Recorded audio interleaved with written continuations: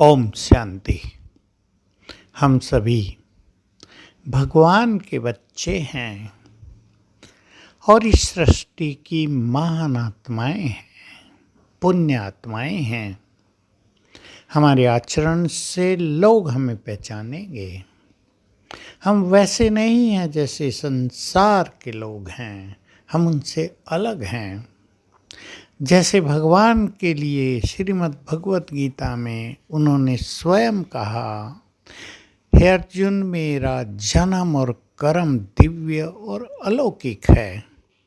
ऐसे ही हम ब्रह्मावत्सों का भी तो जन्म और कर्म अलौकिक है ना। हमारा जन्म कोई सांसारिक लोगों की तरह तो नहीं है ना, स्थूल रूप से तो नहीं है, बहुत अलौकिक है। तो हमारे जीवन में भी अलौकिकता भरी हो, हमारे कर्मों में भी अलौकिकता और दिव्यता भरी हो। हमें विचार करना है, हमारे बोल मनुष्यों जैसे ना हो, हमारे संकल्प भी मनुष्यों जैसे ना हो, हमारी दृष्टि भी मनुष्यों जैसी ना हो, हमारी वृत्तियाँ, हमारे संस्कार, हमारी फीलिंग्स, हमारे एटीट्यूड्स सब अलौकिक हों, यानी लौकिक जैसे नहीं। हम विश्व कल्याणकारी हैं, हम संसार को दुखों से मुक्त करने वाले हैं। जो कार्य भगवान का वही कार्य उसकी महान आत्माओं का भी।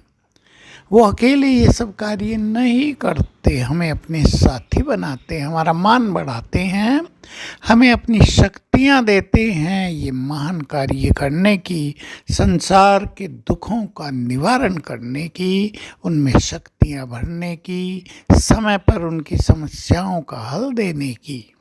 तो हम चेक कर लें हमारे बोल और हमारा व्यवहार कैसा है। अगर हमें क्रोध आता है, अगर हम टेंशन में होते हैं, अगर हम परेशानियों में होते हैं, तो हमारे बोल निश्चित रूप से वैसे ही निकलेंगे, बहुत नेचुरल है। लेकिन यदि हमने अपना चित्त शांत कर दिया, यदि दूसरों के प्रति अपनी दृष्टि को थोड़ा पॉजिटिव कर दिया, कल्याणी बना दिया, उन्हें सुख देने की भावना से भर दिया, आगे बढ़ाने का संकल्प कर लिया, सिखाने की वृत्ति रख ली, तो हमारे बोल भी उसी तरह के होंगे। हमें अपने बोल में अलौकिकता भरनी है, क्योंकि मनुष्य बोल से ही तो ज़्यादा पहचाना जाता है। श्रेष्ठ व्यवहार का एक मुख्य अंग हमारे बोल होते हैं।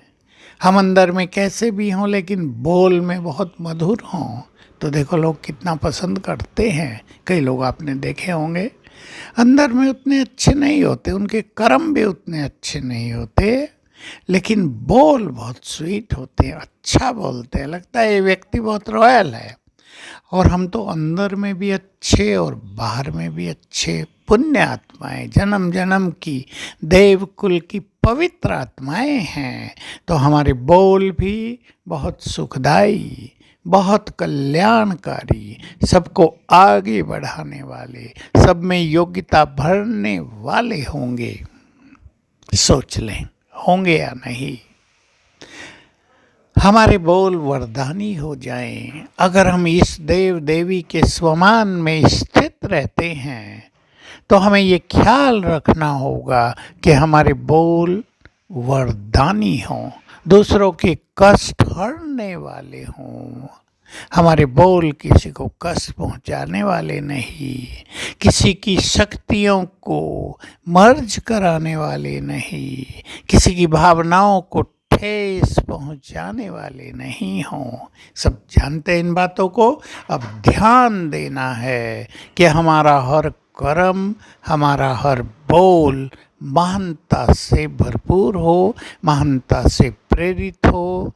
हम बोल के द्वारा भी दूसरों को बहुत कुछ दें। और एक संकल्प कर लें, जिन बोलों से हमें विश्व का कल्याण करना है, जिस मुख के द्वारा हमें संसार को भगवान का संदेश देना है, उसका सत्य ज्ञान देना है, उससे जोड़ना है, उस मुख से हम कटु वचन किसी की आलोचना निंदा करने वाले वचन नहीं बोलेंगे। तो आइए अपने वचनों को महान बनाएं, ताकि हमारे वचन यादगार बन जाएं, हमारे बोल महावाक्य बन जाएं। ओम शांति।